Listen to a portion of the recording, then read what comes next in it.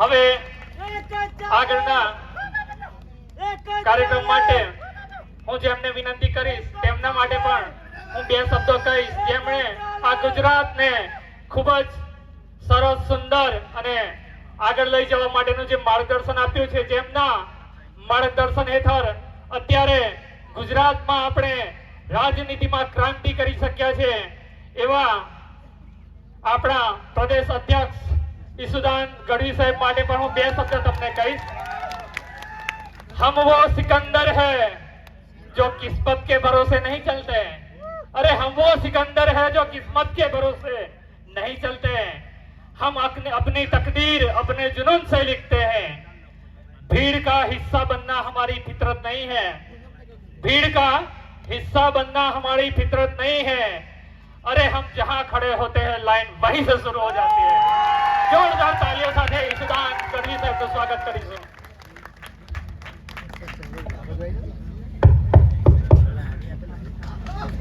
વાહ,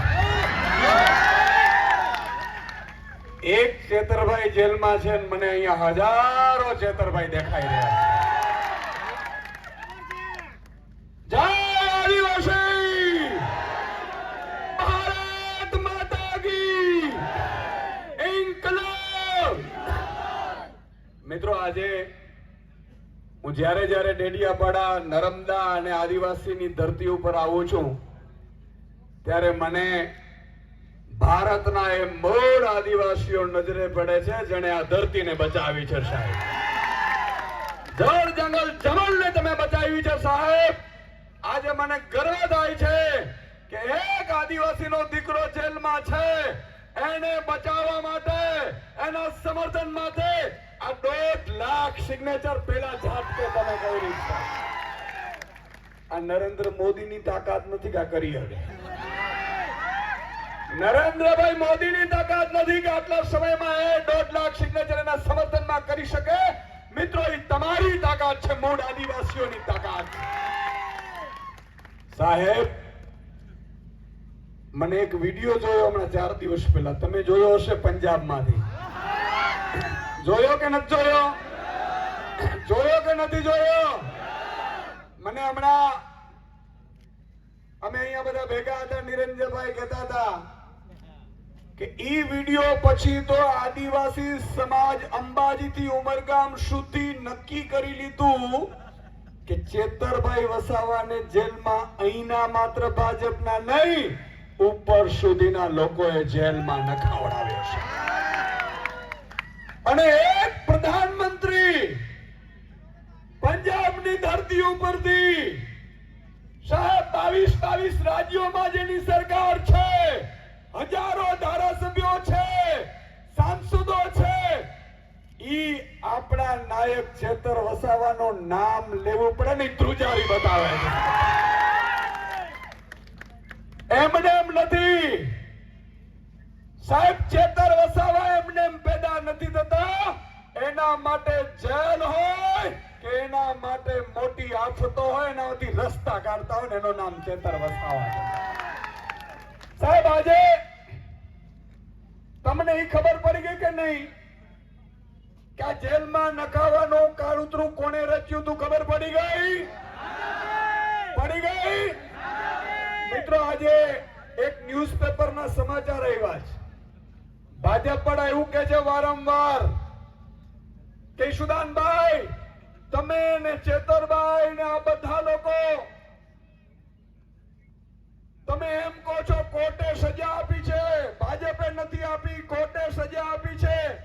મિત્રો, મારી પાસે એક આજનો જ સમાચાર છે, આ ભાજપ વાળાની એક-એકની પોલ ખોલી નાખતા સમાચાર છે,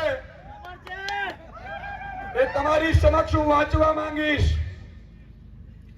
આ બરોબર મીડિયા વાળાને પણ કહું છું કે લેજો, બીજી વાર ભાજપ વાળાની ઓકાત ન હોવી જોઈએ કે ચેતર વસાવાની જેલમાં રાખવાની હિંમત કરે।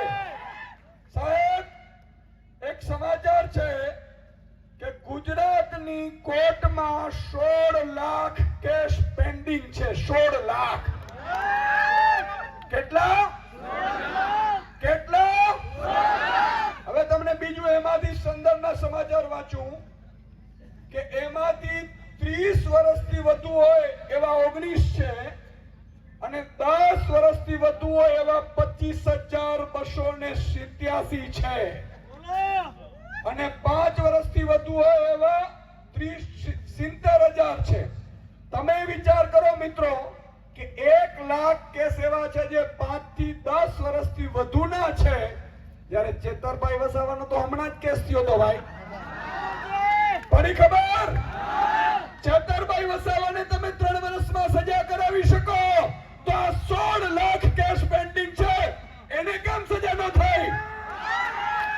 એનો મતલબ ઈ થયો મિત્રો કે ભાજપે ચેતરભાઈ વસાવાને ખતમ કરવાનું ષડયંત્ર કર્યું. ચેતરભાઈ વસાવાનો ગુનો શું હતો?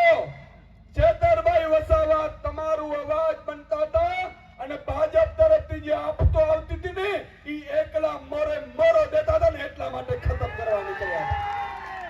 મિત્રો આ વન કર્મચારી છે જે હમણાં શંકુતલાબેન છૂટીને આવ્યા, એમના આંખમાં આંસુ આવી ગયા.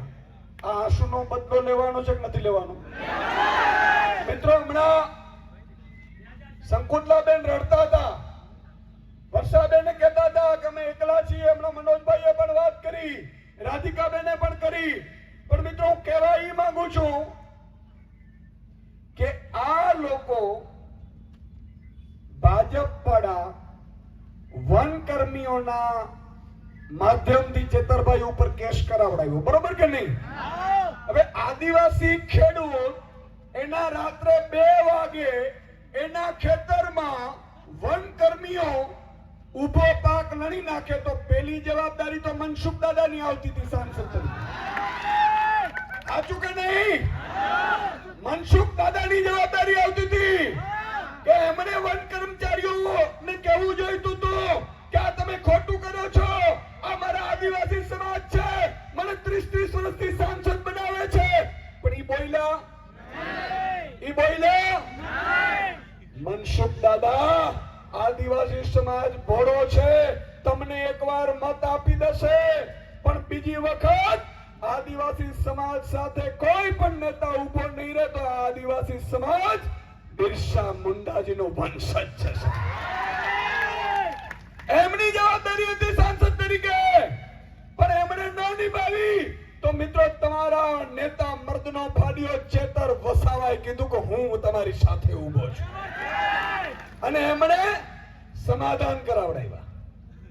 એમણે વન કર્મચારીઓને ધારાસભ્ય તરીકે કીધું કે આ તમે ખોટું કરો છો. મિત્રો આજે મને ગર્વ થાય છે કે સાહેબ ધારાસભ્ય, સાંસદ કે મંત્રી કે મુખ્યમંત્રીની જવાબદારીઓ શું હોય?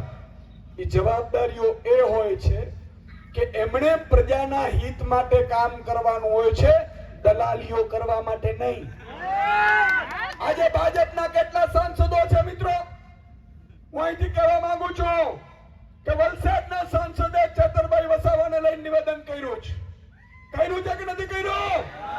મિત્રો તમે એક ફોન કરજો વલસાડના આદિવાસી સમાજમાં, ઉમરગામ, પારડી, કપરાડા, ધરમપુર, વલસાડ, આ બધે તમે ફોન કરીને કહેજો કે આપણા ચેતરભાઈ વસાવાની સામે આ ધવલ પટેલે નિવેદન કર્યું છે, આવતી ચૂંટણીમાં ધવલ પટેલ જીતવાનો જોઈએ. સાહેબ આ કરવું જોઈએ કે ના કરવું જોઈએ?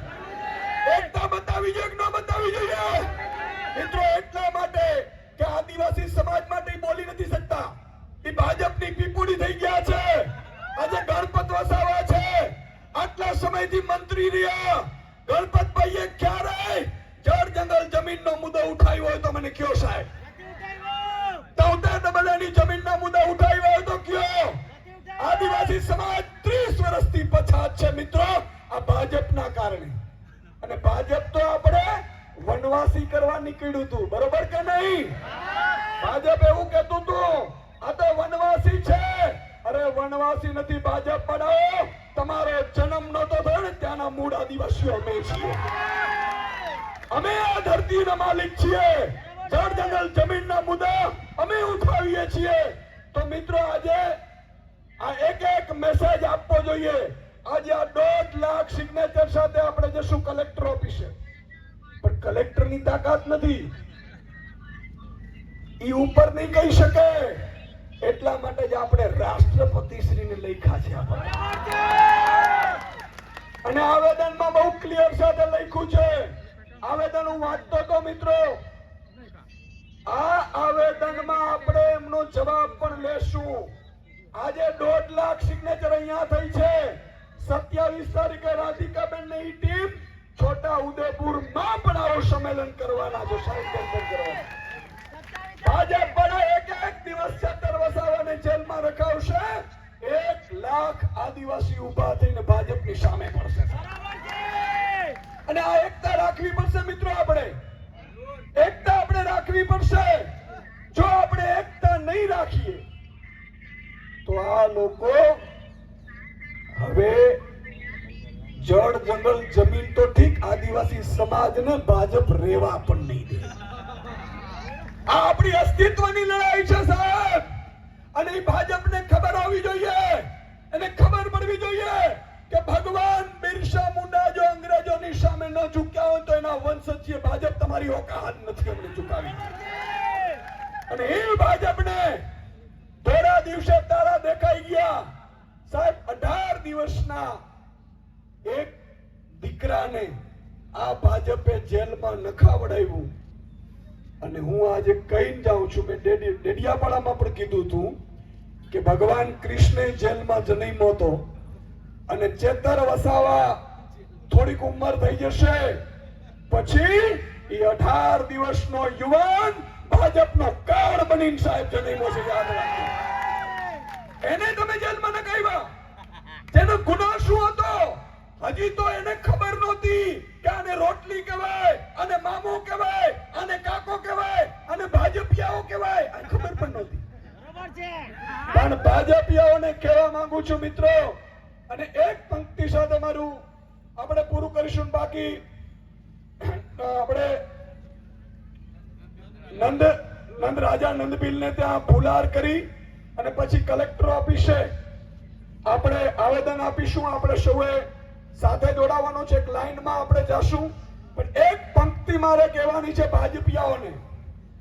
બરાબર તમારે પણ પછી એને કહેવાની છે રીલ બનાવીને, લશ્કર भी तुम्हारा है, सरदार भी तुम्हारा है. लश्कर भी तुम्हारा है, सरदार भी तुम्हारा है. तुम झूठ को सच लिख दो, ये अखबार भी तुम्हारा है. इस दौर के फरियादी जाए तो कहां जाए, इस दौर के फरियादी जाए तो कहां जाए, कानून भी तुम्हारा है, दरबार भी तुम्हारा है. सूरज की तपन तुमसे बर्दाश्त नहीं होती, सूरज की तपन तुमसे बर्दाश्त नहीं होती. एक मीम के पुतले का किरदार तुम्हारा है, किरदार भी तुम्हारा है. આજે આદિવાસી સમાજે એકતા બતાવી છે મિત્રો. અત્યાર સુધી મને યાદ નથી કે કોઈ નેતાના સમર્થનમાં 1.5 લાખ સિગ્નેચર થયો હોય, પણ હવે આ સિગ્નેચર ધીરે ધીરે 10 લાખ સુધી પહોંચાડવાની છે. બોલે પહોંચાડવાની કે નથી? હાથ ઊંચો કરીને મને વચન આપો, પહોંચાડવાની છે કે નથી પહોંચાડવાની? બોલો અધ્યાય આદિવાસી. ચેતરભાઈ તું આગે बढ़ो, चेतरभाई तुम आगे बढ़ो. बोलो भारत माता की.